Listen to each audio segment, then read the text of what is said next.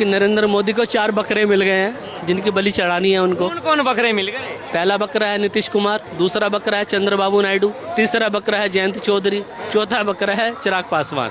ये 4 बकरे मिल गए क्योंकि नरेंद्र मोदी अच्छी तरह से जानते हैं कि अगर इन्होंने वक्फ अमेंडमेंट बिल पास करना होता वास्तव में मुसलमानों के हित में, तो भैया 2014 से 2019 तक मोदी जी की पूर्ण बहुमत की सरकार थी, ये बिल पास कर देते, नहीं करा। अगर मुसलमानों के हितैषी नरेंद्र मोदी होते, मुसलमानों का वेलफेयर करने वाले भारतीय जनता पार्टी के नरेंद्र मोदी होते, तो भैया 2019 से 2024 तक भी इस वक्फ अमेंडमेंट बिल को पास कर देते। इन्होंने पास नहीं किया क्योंकि इनको वक्फ अमेंडमेंट बिल का अपने ऊपर दोष नहीं लेना है कि मैंने पास किया। ये तो कह देंगे मेरे को तो 4 बकरों ने समर्थन दिया था इसलिए मैंने पास करा। ये 4 बकरे समर्थन ना देते तो ये बिल पास नहीं होता। इन 4 बकरों से पूछो ना इन्होंने मुझे क्यों समर्थन दिया।